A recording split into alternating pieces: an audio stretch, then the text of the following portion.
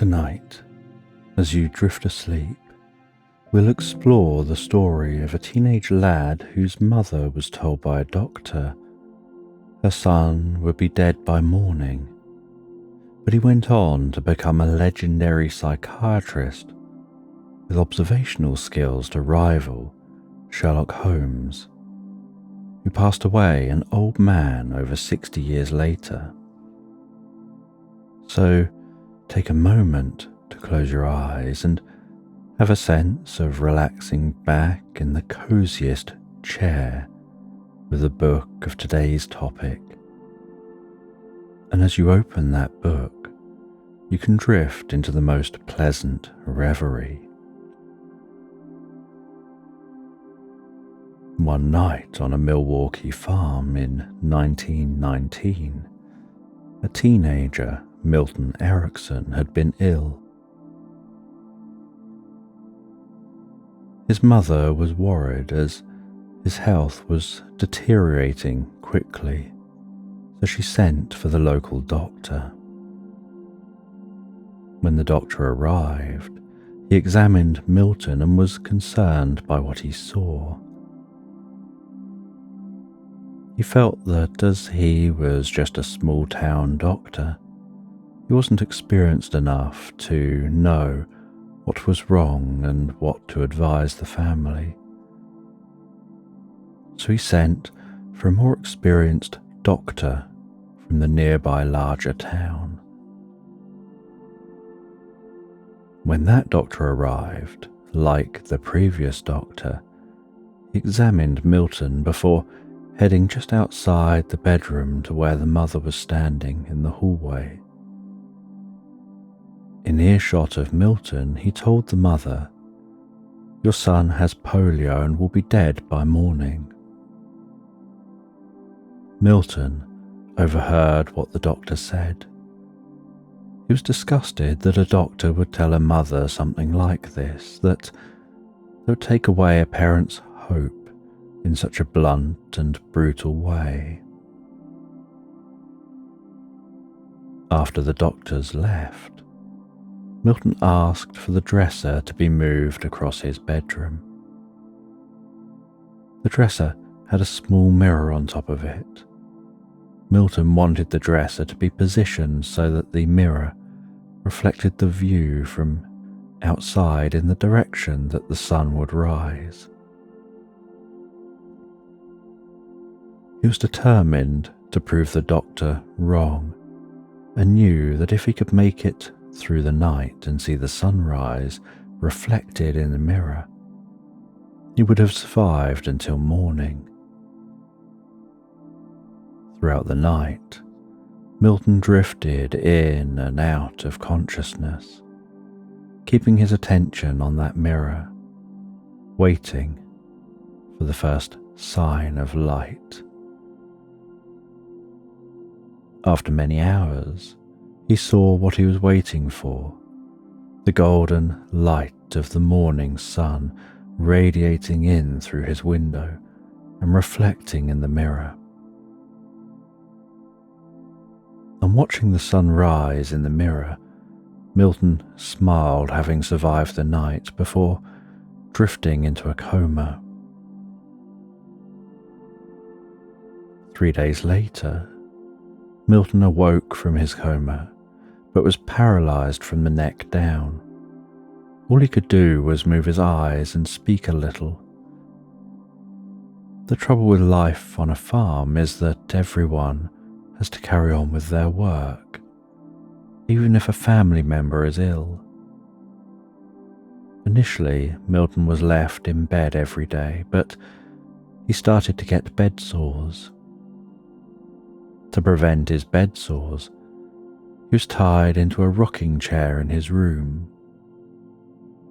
Every morning, his family would position him in front of his bedroom window, looking out across the farm. He would sit in that chair for hours at a time. He had nothing to do but observe. To occupy himself, he would listen to people's footsteps. He tried to work out who was walking between the barn and the house based on the sound of their walking. After he got good at this, he started trying to work out what mood the person was in based on subtle changes to their walking, like the speed they walked, the pressure of footsteps, and other details of how they walked.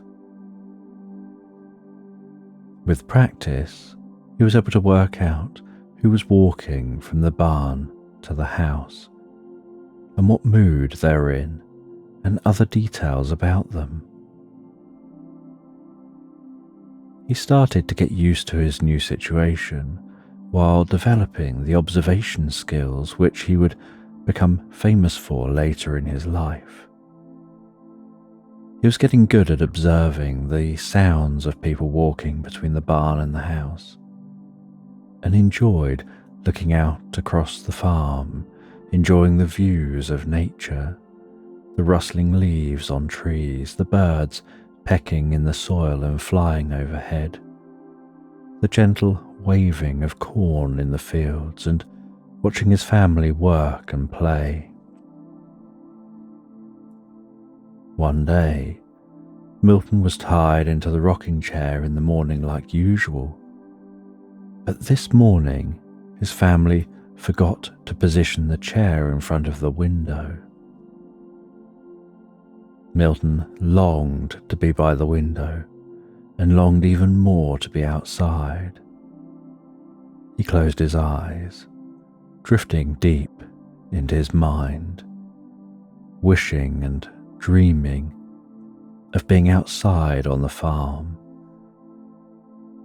dreaming of climbing his favorite tree, of playing with his family, of working on the farm. He sat for hours with his eyes closed, vividly dreaming of being outside. On opening his eyes hours later, he was surprised to find that the chair had moved over to the window. He wondered whether, while lost in his reverie, someone had entered his room and moved his chair to the window. As he thought more about it, he realized that this hadn't happened and that the chair must have moved by itself. He was curious how this could have been possible. As he sat there imagining climbing the tree outside, he noticed a twitch of movement in the back of one of his hands. He discovered that thinking about climbing the tree had caused the twitch, something termed ideomotor movement. He realized that his desire to be outside must have made his body move, which in turn made the rocking chair move across the room. He learned that imagined movement triggered actual movement that he had no conscious control over. This realization gave him a new challenge and a new purpose. He wondered if he could use this learning to create micro-movements in various paralyzed parts of his body, and then kept working on developing that movement to magnify it until he could move his whole body again. He spent hours every day, day after day, just focusing on one hand, imagining reaching up and climbing his favorite tree, until the twitches in the back of his hand became movement of his fingers, and then movement of his wrist, and then forearm, until eventually he could move one arm.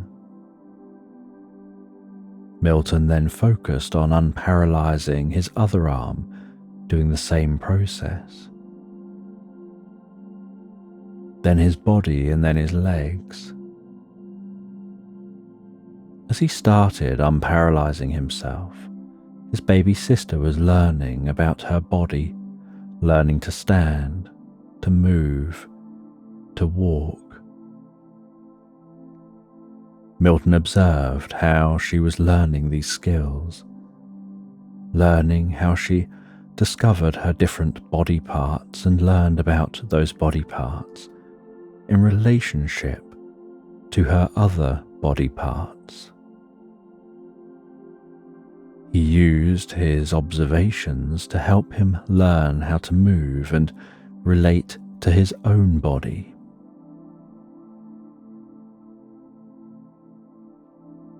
Eventually, Milton had gained enough movement and strength to be able to drag himself out into and across the ploughed fields on his stomach. Over many months, he built up his strength until he could use crutches to walk about. He'd finally managed to gain back some independence and was no longer confined to being tied to a rocking chair in his bedroom. His progress was slow and methodical, and took a lot of inner motivation and tenacity. Milton often quipped that if babies learned to walk with an adult mindset, most would have concluded walking wasn't for them. Sometimes you need to stick at trying something you fail at thousands of times to be able to learn and make progress. A couple of years later, Milton had gained back a lot of fitness, but still needed to use crutches to get around. He decided to go on a canoe trip for summer. He planned on canoeing with a friend, but the friend pulled out of the trip at the last minute.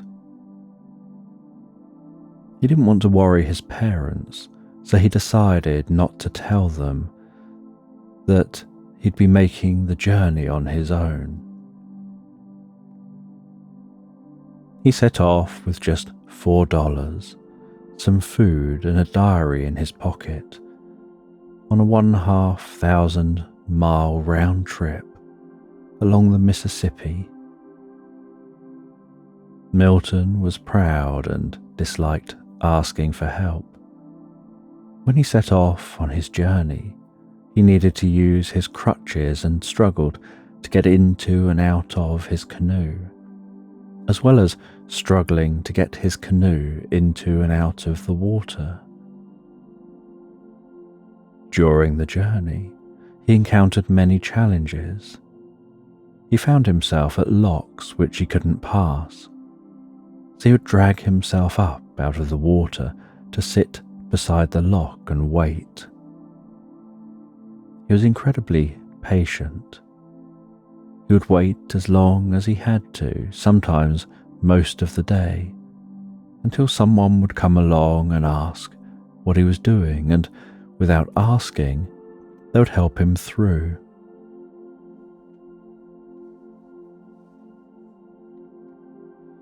Or he'd be low on food and someone would come along and invite him to have dinner with them. Over his journey, he developed many skills for encouraging people to help him without directly asking them. As Milton completed his journey, he developed a deep tan. He toned and exercised his body and was able to walk out of the river with his canoe on his shoulder. He set off with about $4, yet returned with about $8. On returning from his adventure, having built up his strength and gone from death's door and paralysis a couple of years earlier, he went on to study medicine. He didn't like the way the doctor had treated his mother a couple of years earlier and wanted to be a doctor who'd help and bring hope to others. He took many of his learnings he gained from his trials, his observation skills, his understanding that we have unconscious abilities greater than we realize that can be encouraged and facilitated. He developed and demonstrated observation skills to rival legendary fictional detective Sherlock Holmes, and went on to become one of the world's most famous and influential psychiatrists, who gave hope to many clients and taught others how to give hope to those they work with, and how to encourage people's inner potential and uniqueness. In his 40s, Milton Erickson was struck with post-polio syndrome. He was told he may not live past 45. Over 60 years after that fateful morning where Erickson drifted into a coma, having proved the doctors wrong, Erickson finally passed away. In his last few years, when he was breathing with half a lung, had a dislocated tongue, had muscles which had spasmed and torn from their bones, and was in constant extreme pain, with difficulty speaking, breathing and writing, and confined to a wheelchair. He was asked how he kept going. He would reach with his left hand to lift up his right hand to write right-handed. He would struggle from his wheelchair to other seats or into a car. He taught trainee therapists and worked with clients through to the end of his life. Erickson's response to how does he keep going was that the alternative was worse. He was asked why he didn't just learn to write with his left hand, and instead was using his left hand to help him continue to write with his right hand. And he said that he wanted to hold on to what he had for as long as he could. Milton Erickson was always curious and observant.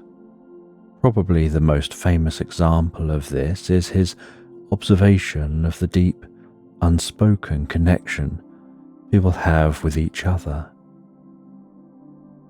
Have you ever had that experience where you're with a good friend and suddenly something random pops into your mind, and when you say it, your friend tells you that they were thinking just the same thing? This kind of experience is a common one, especially among close friends. Often it can be the result of something Milton Erickson described as subliminal auditory stimulation. In his paper, Respiratory Rhythm in Trance Induction, the role of minimal sensory cues in normal and trance behavior, Erickson described some of his experiences which led to him discovering and then utilizing breathing to influence others. When Milton was in school, he was confused by the different breathing patterns that his classmates and teachers would have when they were singing songs. What confused him more was that even those people who weren't singing along, but were just listening, would be breathing the same as those who were singing. He asked his teachers, but they didn't seem to understand his question. He wanted to know why, as people were listening to others singing, they would tighten their throats and change their breathing.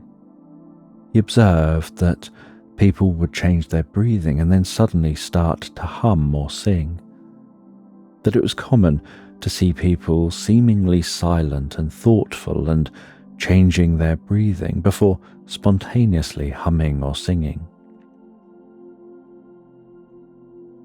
He noticed many occasions where someone would change their breathing, then the person beside that person would change their breathing to match the breathing of the original person, and they would start to hum or sing the same song, despite the fact that there was no previous mention of the song or singing.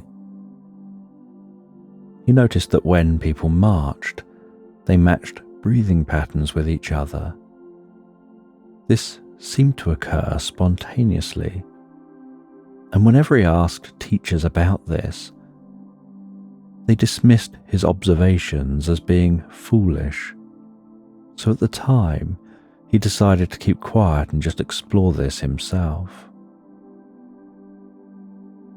Milton learned to breathe in different ways, learning breathing patterns for different songs. He would then sit down quietly beside others and pretend to be absorbed in reading a book, while he was actually focused on breathing the different songs.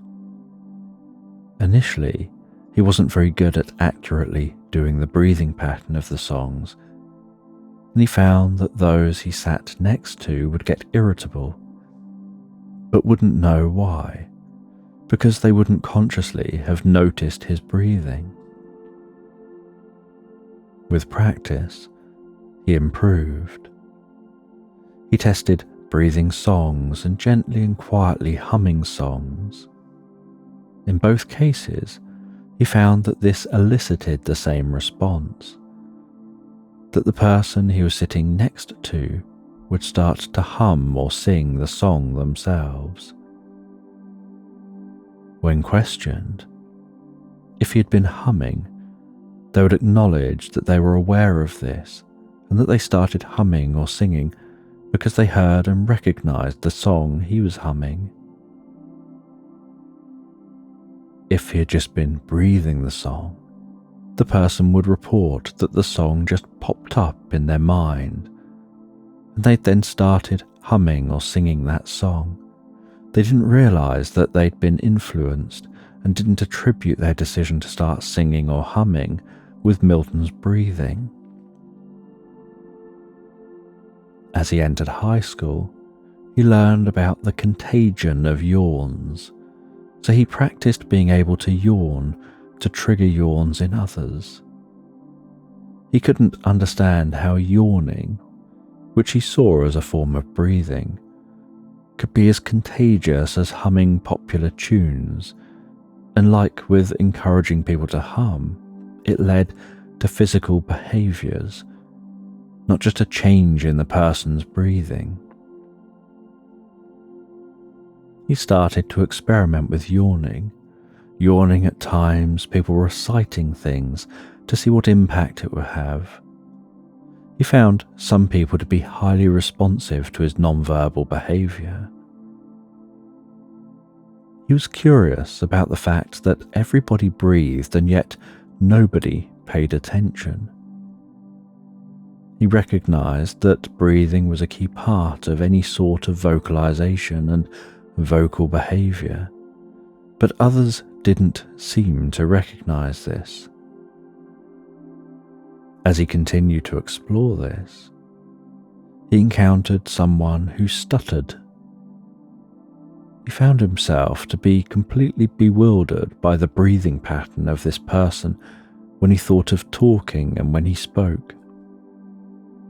The breathing pattern of this person made him feel uneasy and uncomfortable. He had an experience which made him largely avoid copying this pattern of breathing after a couple of times practicing with it to see how it impacts on others. He matched the breathing pattern of a classmate who was reciting something and then moved into using the stutterer's breathing pattern, and noticed that it made the classmate uncertain and hesitant in their reciting. This frightened Milton and convinced him further that people communicated with each other at a breathing level of awareness unknown to them. He realized that you could non-verbally and in an unrecognized way communicate with others, and that it was more effective when the person being influenced wasn't aware of what you were doing. By college, he'd increased his skill with non-verbal influence. He had a professor who hated the course he was teaching and resented the students. Erickson felt that this person was fair game for practicing with. He would sit in the professor's classes, nodding or shaking his head in agreement with what the professor said, so that he would increase rapport between himself and the professor. He always made sure to synchronize the head movements with the professor's respiration. By doing this, he was cross-matching with the professor, a process where you match one thing, like breathing, with something else, like moving the head, rather than just matching, where you would, for example, match someone's breathing with your own breathing, or their head movement with your head movement. After a while, the breathing and head movement was fully synchronized, so that if Milton slowed down his head movements, the professor's breathing would slow down. If he sped up his head movements, the professor's breathing would speed up.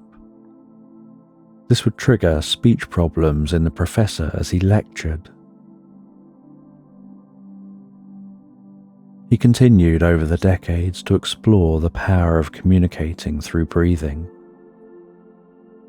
He noted that a 5-year-old patient of his remarked at the end of a session that every night his mum sings him to sleep, but you breathe me to sleep.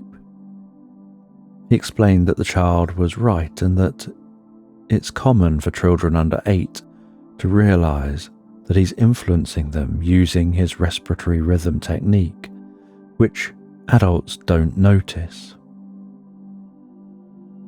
His daughter, Betty Alice, commented to her father that ever since I was a little girl, I sensed in some way that your breathing in itself was a hypnotic technique that you could use without anything else. Then when you used my college roommate in a demonstration as a resistant hypnotic subject, I really understood what you were doing. Betty Alice continues on to tell the story about how her roommate and everyone else present thought Milton was just casually discussing how you can help resistant patients. But all of a sudden, she noticed that he was breathing in a peculiar way and her roommate's eyes slowly closed, and the roommate was in a deep somnambulistic trance. She shared that she could see how, unknown to the roommate, she just followed along to her father's breathing.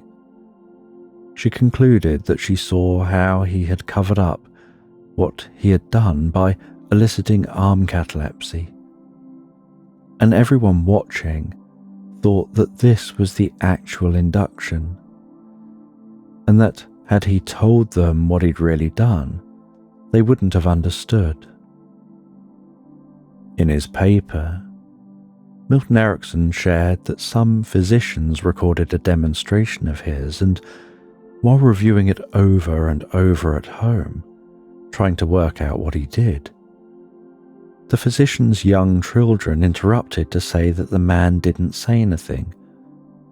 He just changed his voice a little so that he can breathe different, so the person will wake up. The physicians doubted their children's analysis, and so they replayed the tapes again, asking the children to point out where this happens. And the children responded, stating when he would change his breathing for the person to fall asleep, and when he changed his breathing for the person to wake up. The physicians shared this with Milton, almost as if not being sure whether they would look stupid doing so or not. And he confirmed that the children were indeed correct.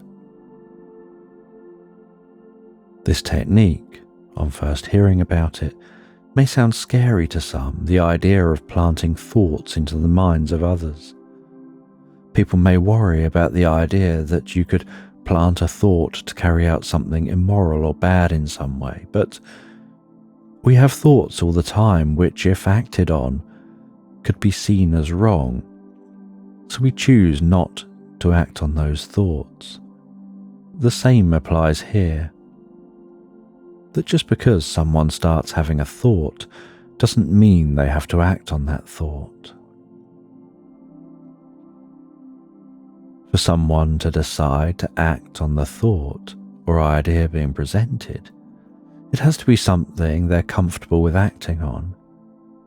If someone starts to feel themselves drifting into hypnosis and they aren't comfortable with this, then just like when you notice you're tired and nearly falling asleep, but you don't want to, you respond by doing something to increase alertness. There's a saying that the meaning of communication is in how it's received. It isn't what was intended to be communicated that's the important thing. It's in how the communication is received that's important. So a person not wanting to be hypnotized who starts to feel like they want to close their eyes and enter hypnosis without knowing you're influencing them to do this may respond to this communication, not with entering hypnosis or relaxing, but instead with getting up, moving around, moving their attention around, making themselves a drink of coffee, or even finding themselves irritated with you, yet perhaps unsure why. In therapy, someone having the thought that they'll tell you everything about a deeply personal situation may think about telling you because you're encouraging that thought in their mind, but feel uncomfortable with this and so decide not to tell you. We experience this kind of thing all the time, like seeing someone we really like and thinking, I want to go and tell them how much I like them. And they may be saying to themselves, go over and tell them that I like them. But they feel uncomfortable with this and never end up telling that person. Other times, the thought in the person's mind may be something they are comfortable with, like if you were sitting next to someone and encouraging them to think, would you like a cup of tea? And after sitting there a while, the person spontaneously stands up and asks, would you like a cup of tea? As the thought matches the context and the time and is an agreeable thought to them, and one which is totally reasonable for them in that moment to ask. Milton Erickson's story is, in my opinion, one of the most inspirational and positive stories of hope and meaning. Whether it's the meaning to prove the doctor wrong, driving his desire to survive the night, or meaning that he will get his movement back, driving his desire to put in the work required to get his body moving again. There's far more to Erickson than this story. Tales of his legendary observation skills and how he used these skills through to his unique perspective on utilizing people or animals' natural abilities, rather than imposing a model or his own perspective upon others. One such example is known as the African Violet Queen of Milwaukee story.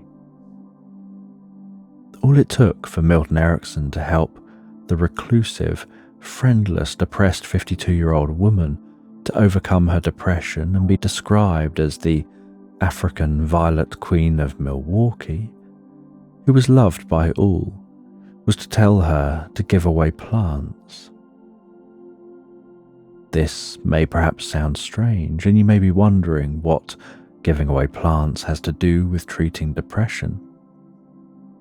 And on the surface, it does sound like an unusual choice of treatment, and one which you might think isn't taught to psychiatrists and psychologists as a standard treatment approach for treating depression. And you'd be right.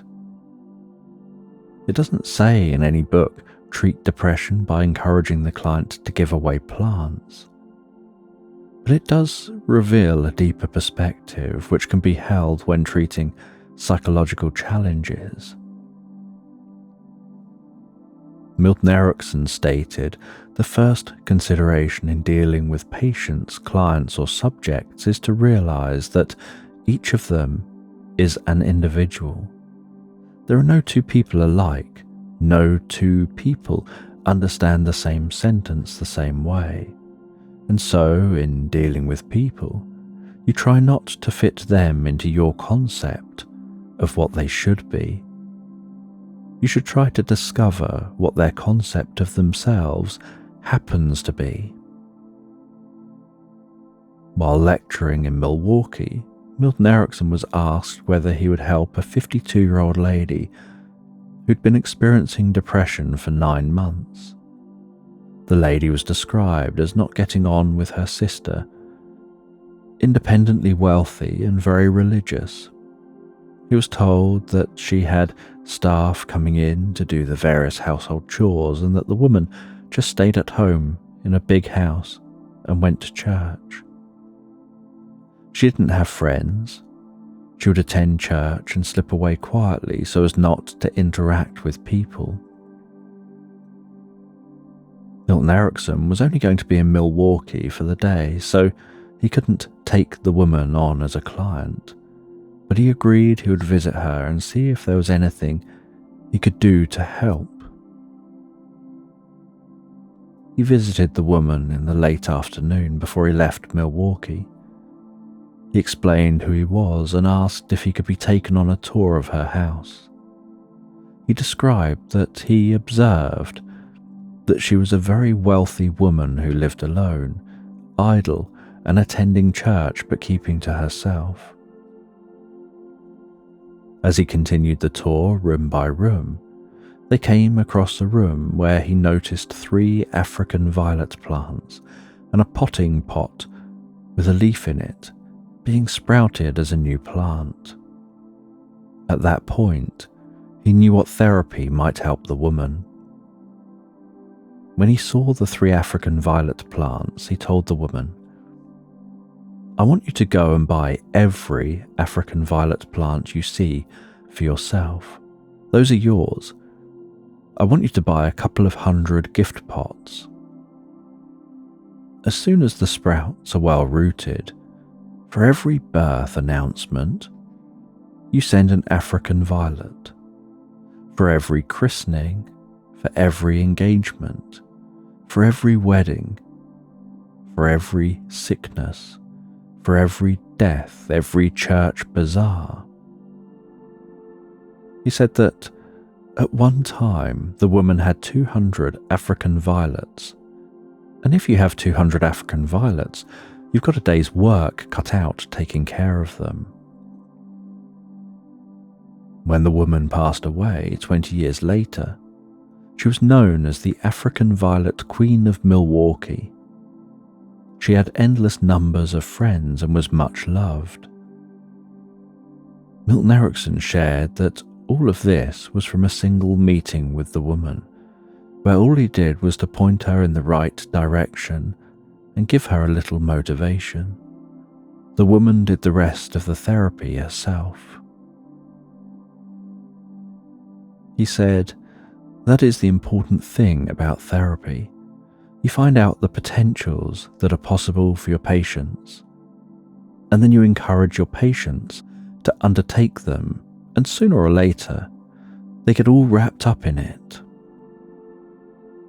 When helping this client to overcome depression, he didn't try to identify why she was depressed. His focus was on what could be done now, with minimal therapist involvement, to help the client to find their own way out of depression. And obviously, that's the role of a psychological therapist, to be as minimally involved in clients' lives as possible, for the minimum amount of time necessary.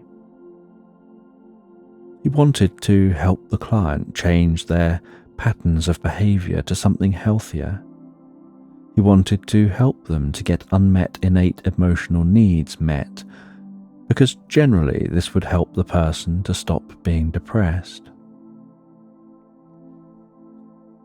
The innate emotional needs include giving and receiving attention, having good mind-body connection, having purpose and goals, belonging to a wider community, having stimulation and creativity, feeling understood and emotionally connected to others, having a sense of control and independence, having a sense of security, having a sense of status in a social group, and having a sense of competence and achievement.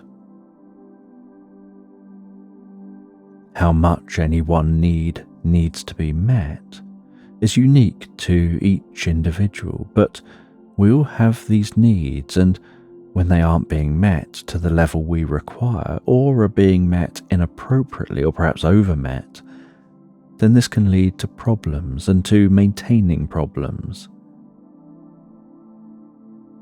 In this case, the woman had independence and security, and with the simple intervention of having the woman grow and share plants, she met many of her unmet needs, giving and receiving attention, having purpose and goals, belonging to the wider community,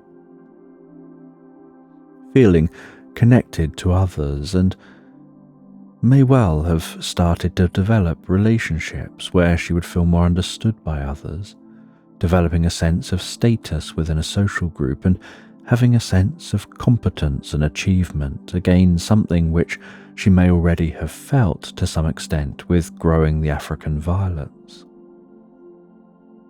Milton Erickson's intervention was also something which took what the woman was already doing and worked with this, rather than trying to impose something entirely new upon her. She was interested in growing these plants. They required a lot of care to grow them effectively.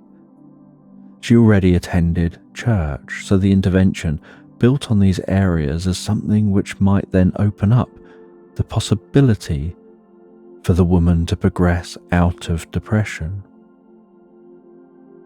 The mindset of looking at what innate emotional needs are currently not being met, or are being inappropriately met, and thinking about what parts of our life we could expand or use to help us get those needs met in a healthy way, can be an effective way of overcoming various challenges.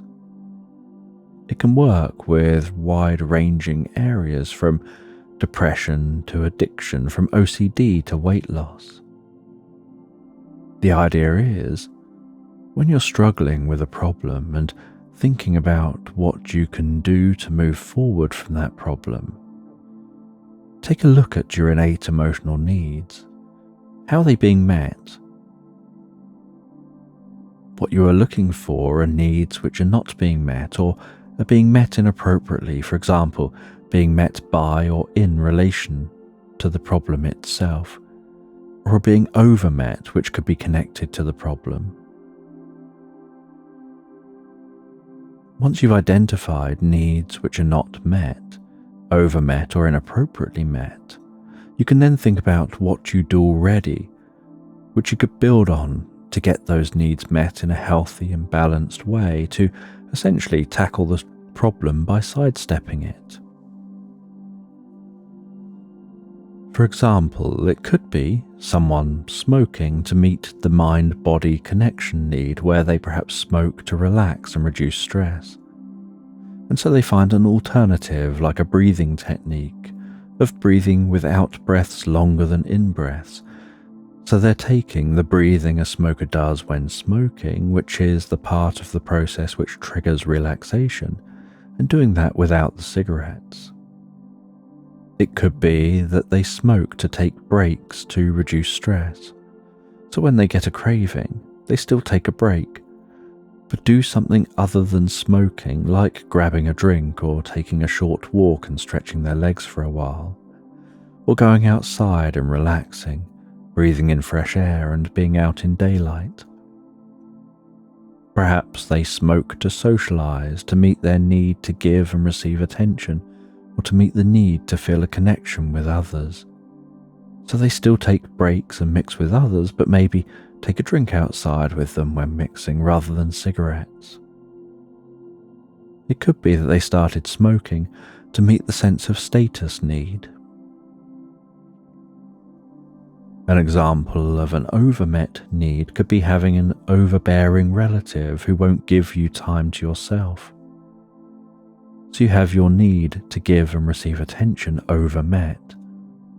So a solution could be to find a behaviour you already do, like perhaps an activity or hobby that makes you more unavailable, like swimming, and you do this, which reduces how much attention you have with that person, making the balance more in line with what you want it to be. And you may have chosen a behaviour which perhaps helps to increase meeting other needs which may have been lacking, like keeping fitter and so meeting the mind-body connection need, or being creative and meeting the stimulation and creativity need, and perhaps the competence and achievement need, or just not giving and receiving so much attention from that person and now having greater control over the situation may increase the sense of control and independence, which could have been impacted by the overbearing relationship. It could be that you struggle socially, but enjoy reading, and so you start making time to regularly visit a library or even a coffee shop. Or perhaps you visit a coffee shop within a bookshop.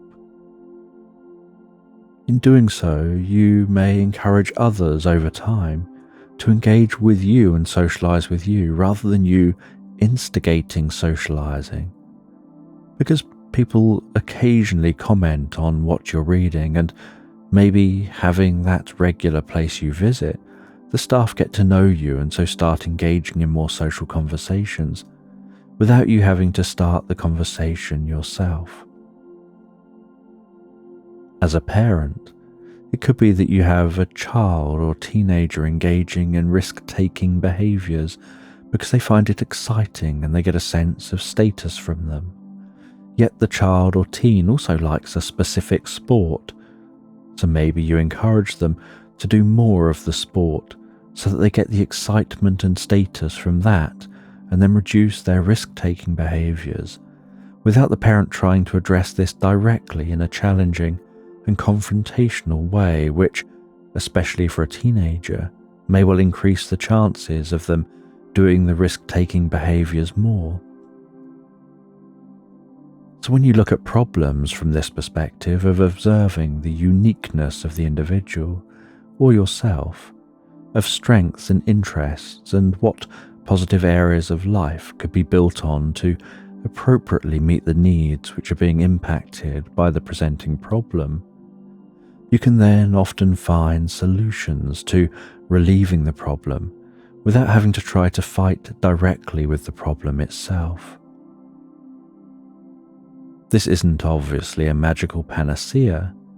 Sometimes it can be a challenge to find what intervention could be helpful.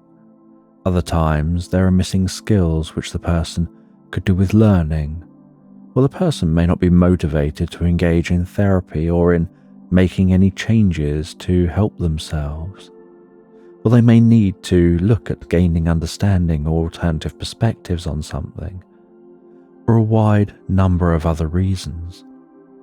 But it can be an effective way of thinking about things in a large number of situations.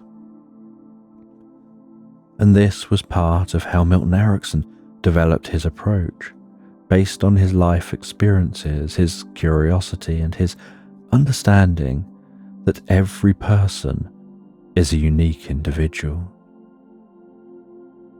So as you close the pages on this topic, you can settle down so comfortably and peacefully in bed.